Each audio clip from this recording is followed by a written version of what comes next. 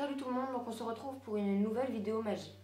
Donc aujourd'hui je vais vous montrer l'un de mes tours préférés parce que c'est un tour où les cartes sont bien sûr absolument normales, mélangées, aucun problème. Donc d'abord je tiens quand même à vous préciser que je n'aurai pas de spectateur pour ce tour. Donc c'est moi qui va choisir les cartes et qui va faire les manipulations que normalement les spectateurs devraient faire. Donc tout d'abord je vais demander à mon spectateur de choisir une carte. Que je vais tout simplement montrer à la caméra. Donc c'est une carte prise au hasard. Et après je vais tout simplement la perdre dans le paquet. Donc hop, je mets la carte à l'intérieur du paquet. Après je peux couper le jeu, le mélanger. Vraiment les cartes sont mélangées. Donc maintenant ce que je vais faire, c'est que je vais demander à mon spectateur de couper les cartes en deux paquets à peu près égaux. Donc je le fais encore une fois. Et normalement si je prends les paquets comme ça, et ben, j'ai quand même vraiment l'impression que la carte du spectateur est ici. Donc ce que je vais faire, c'est que je vais mélanger ce paquet-là, pendant que je vais demander à mon spectateur de mélanger celui-ci. Donc puisque j'ai pas de spectateur, je vais d'abord commencer par mélanger les siennes. Voilà. Pour ensuite mélanger les cartes à moi.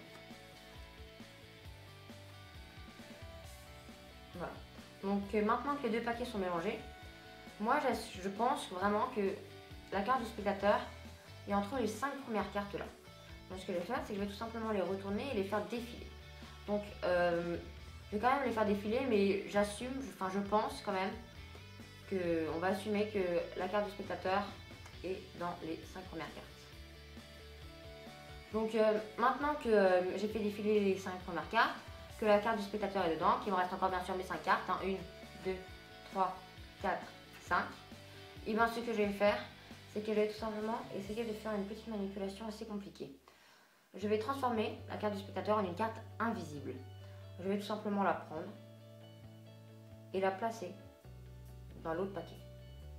Et normalement, si tout ça s'est bien passé, et bien il me reste d'un coup plus que 1, 2, 3, 4 cartes. Et si on regarde ces cartes, et bien on peut voir que la carte du spectateur n'est tout simplement plus dans ces 4 cartes. Mais je pense qu'elle a tout simplement changé de paquet. On se retourne. Ta carte était bien là, du frère. Maintenant, on se retrouve pour les explications après l'intro.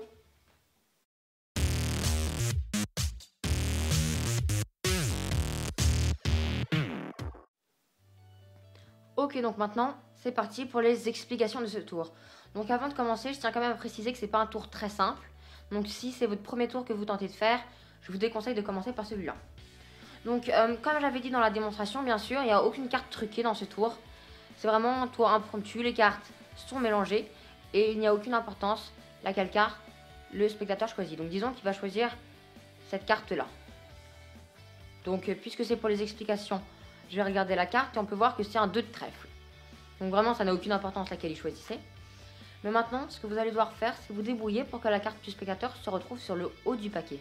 Donc vous avez deux solutions pour ça. Soit vous la mettez directement sur le haut du paquet, ou soit pour renforcer l'effet, vous pouvez la mettre à l'intérieur du paquet pour la faire remonter. Donc je ne sais pas si vous savez comment faire ça, donc je vais vous apprendre. Donc vous prenez la carte du spectateur que vous mettez dans le paquet vers vous de cette façon-là. Donc vous lui montrez bien que vous mettez bien la carte à l'intérieur du paquet. Et ensuite, ce que vous allez faire, c'est que en poussant la carte à l'intérieur avec votre pouce, vous allez les pousser vers le bas. Ce qui va faire que si vous appuyez bien votre pouce, vous allez avoir une petite différence là. Et comme vous pouvez voir, la carte qui est là, c'est le 2 de trèfle. Donc ensuite que vous avez fait ça, vous allez, ça s'appelle un break, ce petit espace là. Vous allez le passer à votre autre main. Donc vous voyez que avec le pouce, j'ai encore gardé l'autre break. Et ensuite, vous allez tout simplement couper le paquet, 3, 4 ou 2 fois même, de façon à qu'il finisse sur le dessus. Donc comme vous pouvez voir, le paquet avec la carte a fini sur le dessus, donc le 2 de trèfle est sur le dessus du paquet. Donc une fois que le 2 de trèfle se trouvait sur le dessus du paquet, vous allez remélanger les cartes. Donc de cette façon-là, il y a une technique assez simple pour mélanger les cartes et que la carte reste toujours sur le haut du paquet. C'est qu'avec votre main droite, vous mettez le pouce sur une tranche, les autres doigts sur l'autre tranche. Vous faites tout simplement coulisser la carte, mais le spectateur va croire que vous faites seulement coulisser la première, mais non, vous faites aussi coulisser la deuxième, le 2 de trèfle qui est à l'arrière du paquet. Et après, vous allez tout simplement battre les cartes devant, de façon à que le 2 de trèfle reste toujours à l'arrière du paquet. Donc, quand vous faites cette manipulation-là, Faites vraiment attention qu'il n'y a pas un spectateur qui peut voir le dos des cartes, sinon il verra bien que la carte du haut du paquet ne change pas et ne bouge pas. Donc, une fois que la carte du spectateur se retrouve sur le haut du paquet, vous allez lui demander de couper le paquet en 2 paquets à peu près égaux. Donc ça n'a pas vraiment d'importance si les paquets sont pas égaux, mais la seule chose qu'il faut, c'est qu'il n'y ait pas genre une carte et le reste du paquet. Ça serait bien qu'il y ait quand même un nombre assez équitable. Si c'est pas pile, on s'en fout, mais voilà.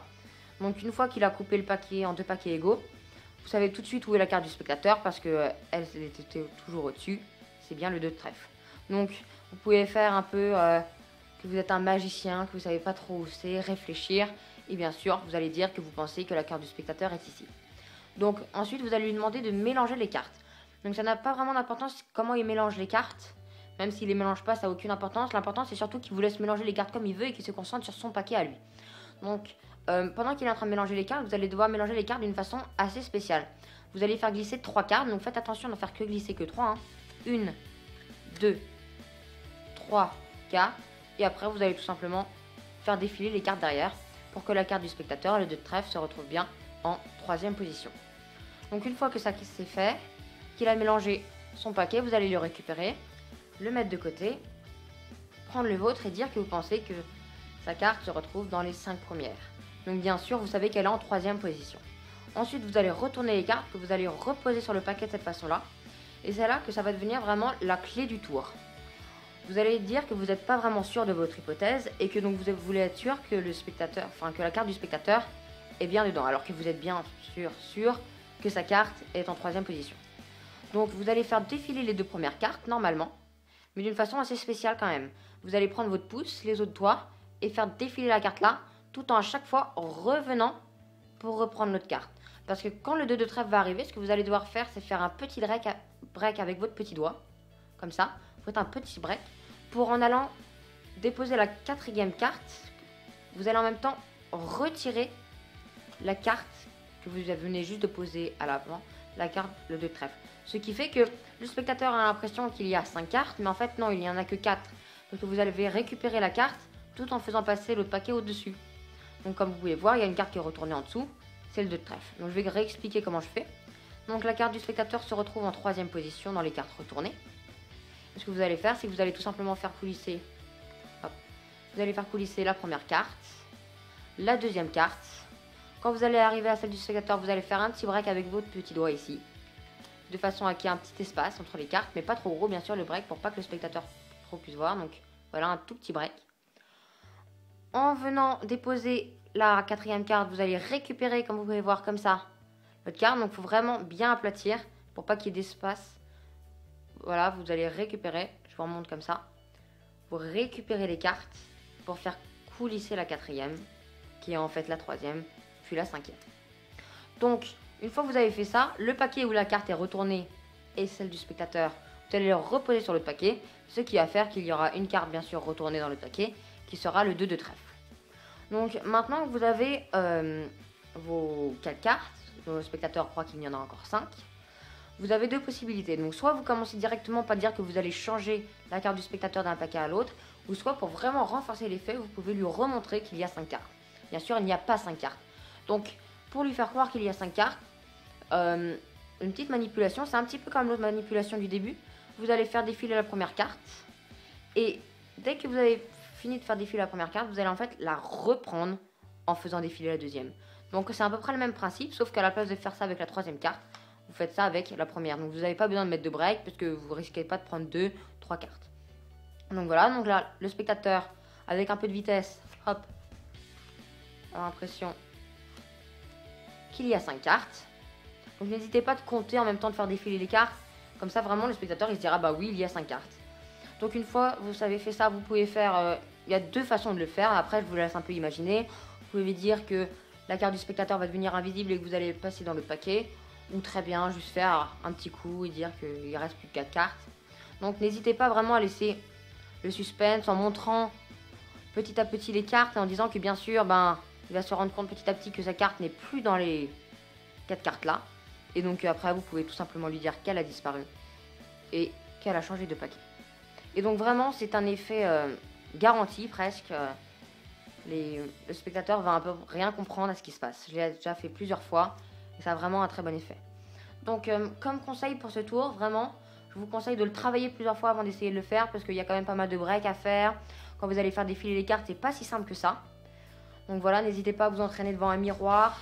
Et surtout pour le mélange là, faites attention que le spectateur voit bien les faces, que le paquet ne soit pas retourné et qu'il ne puisse pas voir cette carte là qui bouge pas. Donc on se retrouvera bientôt pour une prochaine vidéo. A plus!